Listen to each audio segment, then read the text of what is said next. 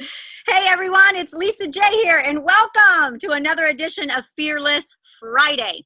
You know, the intention of these Fearless Friday calls, more than preaching, more than teaching the 7 steps to success or 3 tips to conquering your fear, which, you know, strategy is powerful and it's important and it has its place. But the intention of Fearless Friday show is to really share vulnerably how we broke through fear. And we do that through stories.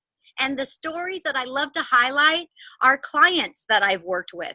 So Danny Gasemy is our guest today. Welcome, Danny. Thank you. Thank you. Glad So to be awesome to see you again, my friend. So Danny came to my Prague Rich Life Mastermind retreat nearly 10 years ago. And I'm telling you, you guys, the transformation in Danny was so extraordinary. I'm going to share the story of how Danny and I got to meet each other through Mark and Tammy Smith. That's Danny's upline. But what's so cool to see is literally, Danny, I saw you own your leadership. I saw you transform into becoming unreasonable. I saw you make a decision, totally like a line of demarcation, that you knew what you want and you were going for it. And then literally radically, you started seeing results faster than you've ever seen before.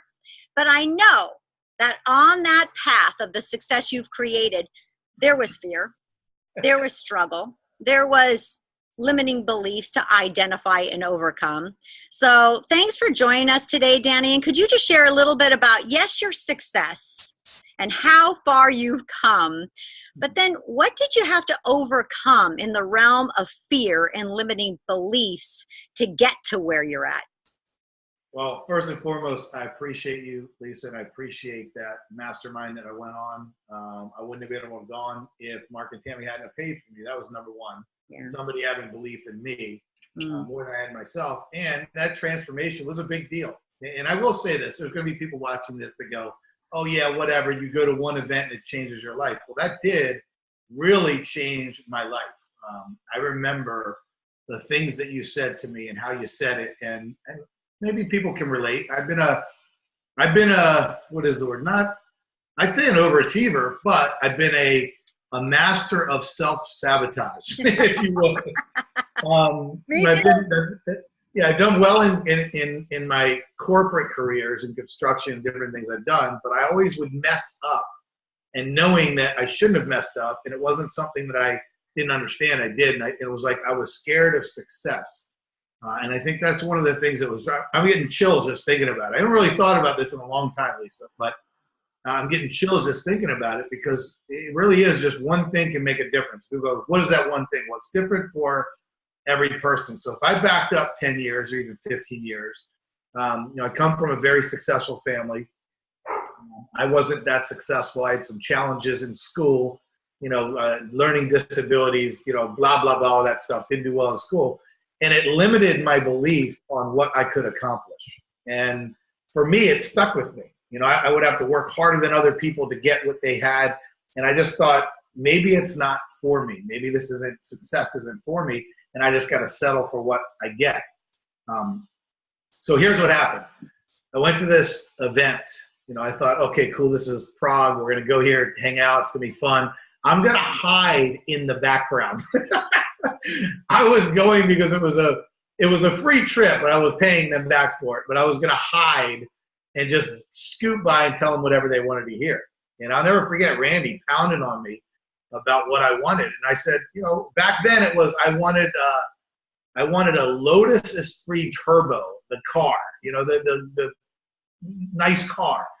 But it became deeper than that as I dug deeper. I wanted security. I wanted freedom. I wanted to take care of family and stuff like that. Well, I started growing as a leader and doing little things, but then I got involved with a company. I hit rock bottom, was getting food from the church at 42 years old. My dad had lost everything. I'm in California, they're in Maryland. My dad was a doctor, OBGYN and oncologist till he was 82 years old. And it was devastating that he had to work that long, and then he lost everything, the house we grew up in. So I was mad at the world. So I was almost reverting back to, hey, this is what I deserve, this is what I get. And Mark comes over and says, hey, let's go sell skincare. I'm like, dude, you're out of your mind. Get out of my house. And it was a big fight. But I put the practices into play as in, I'm going to do everything they tell me to do. I'm going to focus on getting what I want. And what I wanted was to help my mom and dad. So I focused on something other than myself because that's what I needed to do. So everybody's different. You got to find your own thing. And I went to what I thought was the top of the company. I was like number 4 in the company. I mean, millions of dollars, helped thousands of people. And I'll tell you what, after all that money and after everything, well, the biggest thing that happened to me is I met my wife through that business. And I look back as had I not broken through my own barriers of that fear and scared to death and all that stuff, I would have not joined another company. I would have probably gone back to construction. I would have never met my wife. I wouldn't be here in Dallas right now, living the life of my dreams and being able to help so many people and being able to take care of my mom and dad. So it was very difficult, not easy. I'm challenged every single day with it. I'm in a brand new company. After 7 years with the company, I did 6 months in another company. Not scared, but hey, I've got to get back to my leadership. I got to get back to where I was. Whole different game here. But I'm not afraid to do it. I know I've got the goods. I know I've got a lot to learn. I know I got to keep growing and getting better, but I'm not afraid anymore to step out and go do that stuff. I don't have those sabotaging beliefs. I believe I deserve it. I believe my family deserves it. And again, maybe it goes back to the tough love that I got from Lisa and Randy, because they're kind of people that don't put up with any of the baloney. Yeah. You can snow some people sometimes, but you can't snow Lisa. So, I do have to thank you for that. My life is completely different. And I tell you this, once you get past that fear, and here's the thing, it's not I don't have fear. I have fear all the time. I go up and talk in front of people. I get scared because I want to do the right thing. It's not I'm afraid I got to step back. But once you take control of that and you don't let it control you, it's almost something that pushes you to get better. And other people can relate to that. I don't walk around shaking hands and kissing babies and saying, "Oh, look at me." But I get up there and say, "Man, I'll get up there sometimes, and I feel like I'm scared to death." And I'll tell people, I'm like, "I'm scared to death to be here." And they're like, "What? You?" Like, because of the success I've had. But it doesn't go away. You learn to channel it. You learn to have fun with it. You learn to kind of just push it out of the way and to be able to go help other people. So I would just say this, and this is kind of short and sweet, is find somebody that can help you break through that stuff. Lisa's a perfect example. But you got to be willing to be vulnerable. You got to be willing to open up and know that everybody else has that same fear that you have. Everything that you go through, other people go through it. Every challenge you have, everybody's been through it. Somebody's been through something that you go through. And again, you see those people on stage, you see the people that have what you want, you go, wow, look at them. They were you before. They were me before. They just broke through it. It just took me a little bit longer than most people to break through this stuff. I'm a slow learner and a late bloomer, but I always say it's never too late to be able to change your life and go out and do it. So, and boy, did you bloom. Oh, yeah. I hear you sharing, really, I hear kind of like in your story, 3 specific points, Danny, and let's confirm this and tell me if this is what you're sharing. First and foremost, you were willing. Like there was something that happened in your life that created a willingness. Your dad, your family losing what they built all their lives to create. You were willing, like you were willing to step up at that retreat and not hide. You were willing to take on the training from Mark and Tammy. You were willing to get on a stage even though your knees were shaking and you were probably going to throw up. You were willing. And is that true? So willingness is a big piece of who you are and what helped you conquer fear. Well, I'm stubborn. I don't like my friends telling me what to do. Yeah. I got pride. I got ego. But when it came to a point where I needed to make a change, I didn't get rid of it. I put it in my back pocket. So if I ever needed that stuff again, it's there, but I never had to pull it out again. Yeah, and you know what? I would even define that and said you harnessed it, because ego can be very healthy. Yeah. Conscientiousness can be very healthy, and you harness that. Your ego, and let's call it ego, of looking good, that level of conscientiousness, like you don't want to mess up. You want to look good. So you are ultra prepared. You care about how you teach, how you respond to challenges. You care about your image on stage and how it's reflecting in results to your team or to that audience. So I would call it that you harnessed that ego. Ego is healthy, you guys.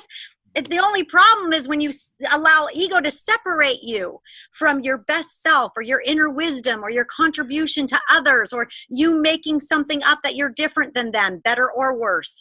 But we can harness our ego and transform it into conscientiousness. Like, I care. I want to do such a good job on this Fearless Friday. I want to do such a good job on this stage, in this presentation, in this invite, that I'm willing to do the work. I'm willing to transform my mindset. I'm willing to learn the skill set to become a generous listener, a prolific speaker, a good friend, a great network marketer. So do you hear, Danny, is that a good way to explain your transformation, harnessing your ego to an extreme conscientiousness? Yes. Willingness? That's pretty spot on. I didn't think of it that way, but that is pretty spot on.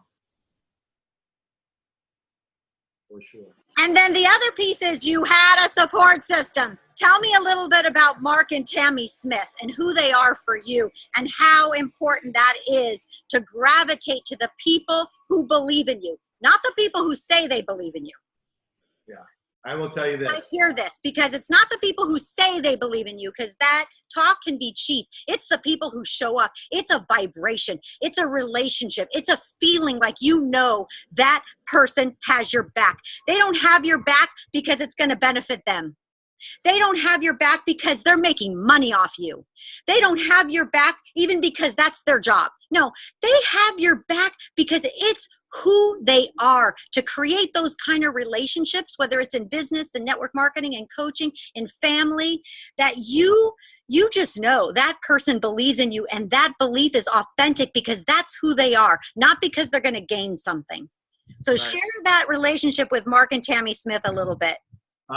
When somebody can't make money off you and they still do for you and they help you, that's when you're down bad enough and you can't give anything to somebody and they still give and pour into you. That's somebody that you never, ever, ever want to let go. That's the biggest thing. And you may only have, some people say you have a handful of those people. You know, sometimes you might have 8 of those people. You might have 3 of those people, but those are the people that are going to be there for you thick and thin. You're going to fight with them. You're going to have challenges with them, but they always come back and they've got your back no matter what. And you've got to keep an eye out for that, because sometimes it's hard to see through somebody making money from you. And look, that's business, whatever. But when the tough gets going, it's like when you're in a crunch and somebody's there for you, don't ever let them go, and always have their back. So I always had to find a way to give something to them because they were doing so much for me. I didn't have much to give to them, and somebody might disagree, whatever, and I get that. But in my heart, I thought, I've got to be there for them. Anything that they needed, I did for them. And people used to give me a hard time, be like, "Oh, you're like his errand boy. You're this, you're that." I said, "You don't get it. This guy and this girl have been here for me for so long. First and foremost, who's going to spend 10 grand or whatever it was to take a friend on a trip to a mastermind when they weren't making any money for them?" That to me was a huge, huge, huge deal. And I did pay them back, but it took me a while. But that was another thing. Like when I needed something, they were there no matter what it took, and never asked for anything in return. It's a big deal. You need people like that in your life, and you need real people like that in your life, for sure. So we talked about your sense of willingness, harnessing ego to conscientiousness, to willingness. Mm-hmm. Second thing, we talked about surrounding yourself with people who believe in you, and you guys know who they are and you know who they aren't.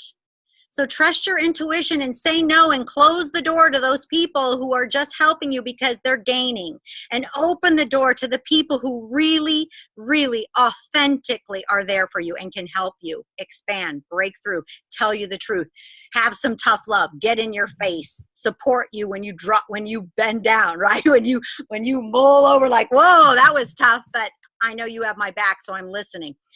Now let's talk about the next thing. I hear you saying, a goal. You created a goal bigger than yourself. Mhm. So talk a little bit about that, and how can our listeners really take that on today, Danny, that they are willing to face their fear and break through it, because the benefit, the end result is so worth it.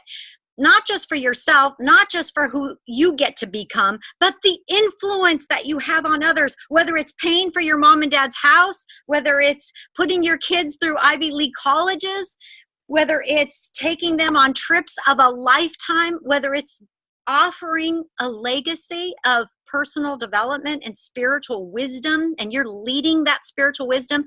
Like, wow, I could just go on and on. But could you share, Danny, for you, what was the ultimate benefit that really gave you the fuel to push through fear, knowing that you were going to make a difference for your family and other people? I think this is a simple one to understand for everybody, because we all have those limiting beliefs. And I still felt like, was I deserving? Can I get to the top? Can I do that? But I had faith that if I followed a system and plugged in, I could do it. Didn't know how long it was going to take. But when it came about my mom and dad losing everything and everything they've done for me, not money-wise, just developed me as the person that I am. And I would get compliments, and I would call my mom and tell her I got a compliment, thank you, Mom, and all this stuff. And sometimes it gets tough for me to even talk about, but you guys got to look at it this way. I picked my mom and dad because they are my rock. They've always been my rock. They've always been there for me. And when they were in desperate need and desire and losing everything, I said, I'm going to go build this thing. And I'll show you real quick. I got a picture. You guys can see it right there. That's my dad holding me when I was a year old. I've had this, Lisa, for 10 years in this book. 10 years. And I look at it, and that's what drives me.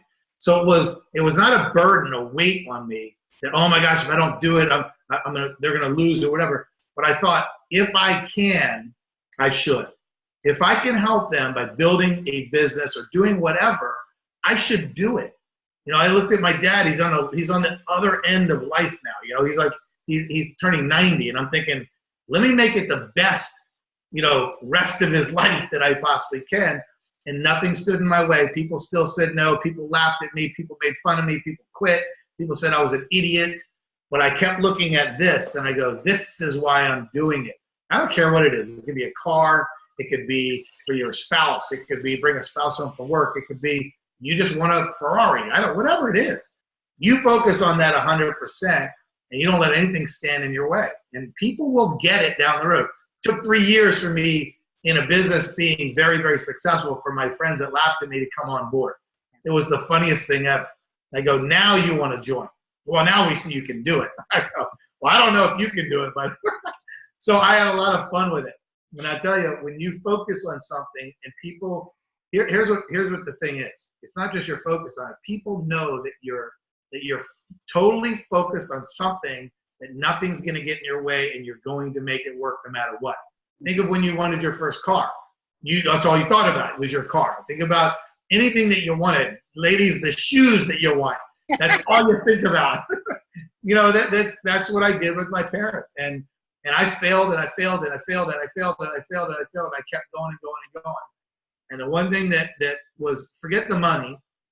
Great, I met my wife and all that. But when my dad said, I am so proud of you, that was it. That was the biggest thing for me. And because I did that, I know that other people can do it. And that's what I strive to help other people do. Find something that means more to you than anything, and let's work towards you reaching that goal or that desire, or whatever it is. So I appreciate it, Lisa. I appreciate everything you've done for me. So never forgotten it. Your share is such a contribution. Thank you so much, Danny, for who you are. But before I let you go, I got to ask you a personal question, because we girls want to know. So cool that you attracted the love of your life. Yeah. And you attracted the love of your life when you were on a roll, focused, building, like heads down. How did that happen?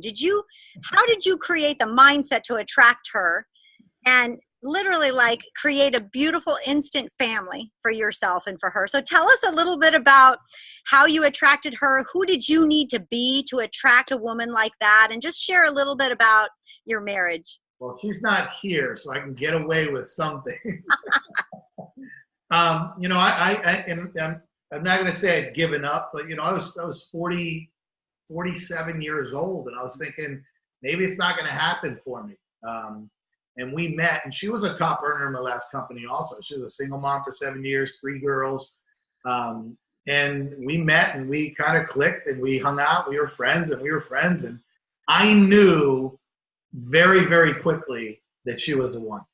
I called my brother. I'll never forget. He laughs about it all the time. And I go, dude, I found her. He goes, you found who? I go, I found the one. He goes, the one what? I go, I found the one. And the reason I did that is because I used to always ask people, how do you know when that's the right one? They go, you just know. I'm like, something's wrong with my radar. Like, it's not working or something. But I had to become a person that could have a strong woman. She's not a slouch. She's a strong woman. And she lets me know it all the time. She keeps me in check.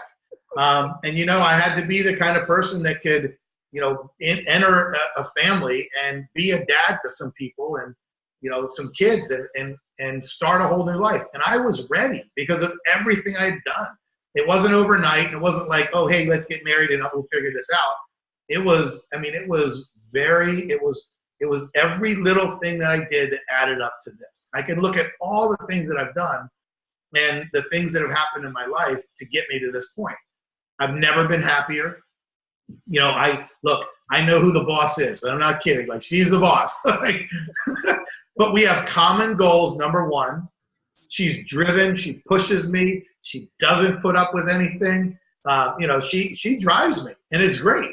I remember one time, I tell you a funny joke. I was planning something. This was probably a year ago. I was planning something in my planner. She goes, hey, what are you doing? I go, oh, I'm planning my trip. She goes, do you want to run that by me? And I almost said, no, why? And guys, if you're recently married, you don't say that. And I didn't. But I was like, yes. Hey, is it okay if I go here? So look, I'm not perfect. I'm screw up all the time. I'm learning as we go. And people go, well, do you fight about stuff? You're newlyweds. Well, it's like we're newlyweds, but I feel like I've known her my whole life. And I feel like our connection is so strong that it's incredible. And you might say, yeah, it's because you just married this. Give it another year, give it 2 years, whatever. But when you find somebody like that, it's a great feeling. I mean, it's a really great feeling. So now I feel like I have to produce and be that person that's expected of me constantly. And I love it. I love the driving force. So that's beautiful. I love it. So you guys, you see, you know, Danny, you're a perfect example that it's worth it. And if anything I want to get across in Fearless Fridays, it's that it's worth it. It's who you become in your entrepreneurial venture. It's who you become as you're taking that stage and you're super scared and you think you're going to faint and just like get sick. But you transform that energy, that nervousness into excitement. It's who you become as you're picking up the phone and you're doing the mundane things in sales or network marketing or in any entrepreneurial venture, and loving the process of even the boring parts of becoming successful in network marketing or any other venture. It's who you become, because look what happens. I'm just thrilled to reconnect with you, Danny. Thank you for who you are, who you've become. And I know you're up to the next level and who you're becoming as this married couple, as this family, producing and creating radical transformation for yourself and for others. So thank you, my friend, for being a part of Fearless Fridays, and we will talk soon. You got it. Thank you very much. How can people get a hold of you and just like you, send you some awesome love and say thank you for being on Fearless Friday? I mean, look, I'm on Facebook, Danny Gasemy. You can look me up. I will ask something. If anybody could do this, I'm gonna throw this out there. My dad's turning 90, and it's on my Facebook page. My sister wrote something on there. If you could just wish him a happy birthday or say something nice to my dad, that would make his day. He loves that stuff. All right, so we'll do it. So we go to your Facebook page, Danny Gasemy, and find your father, your dad, and wish him a happy birthday from all over the world. Thank you. Thank you. Thanks so much, Danny. Thank you, everybody, for joining us for another episode of Fearless Friday. We'll see you next time.